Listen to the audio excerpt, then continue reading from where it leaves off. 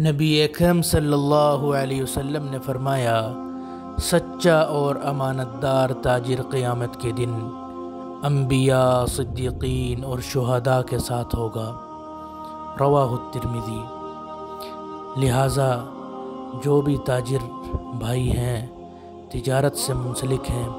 ان کے لیے اس میں آپ صلی اللہ علیہ وسلم کی طرف سے بہت بڑی ایک نصیحت ہے اور تجارت کرنے کا طریقہ بتایا گیا ہے کہ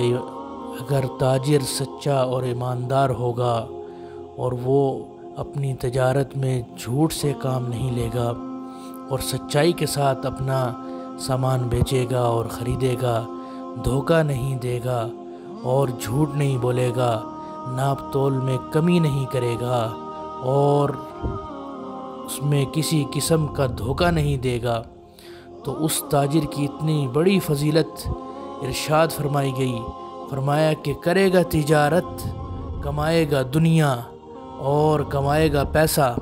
لیکن چونکہ وہ سچا ہوگا، جھوٹ سے کام نہیں لے گا، دھوکے سے کام نہیں لے گا اور ناپ تول میں کمی نہیں کرے گا اور سچائی کے ساتھ جب وہ تجارت کرے گا تو اللہ رب العزت اس تاجر کو قیامت کے دن انبیاء، صدیقین اور شہداء کے ساتھ اٹھائیں گے۔ اور یہ چھوٹی فضیلت نہیں ہے۔ اگر سوچا جائے کہ ساری زندگی اپنی تجارت میں لگائی، پیسہ کمانے میں لگائی، لیکن صرف اس تجارت کو میرے پیارے نبی صلی اللہ علیہ وسلم کی بتائے ہوئے طریقے کے مطابق کیا، سچائی سے کام لیا، دھوکہ اور جھوٹ نہیں استعمال کیا، فریب نہیں کیا، فراڈ نہیں کیا، جھوٹی قسمیں نہیں اٹھائیں، تو اللہ رب العزت اس کے اس عمل پر اس کا حشر انبیاء کے ساتھ،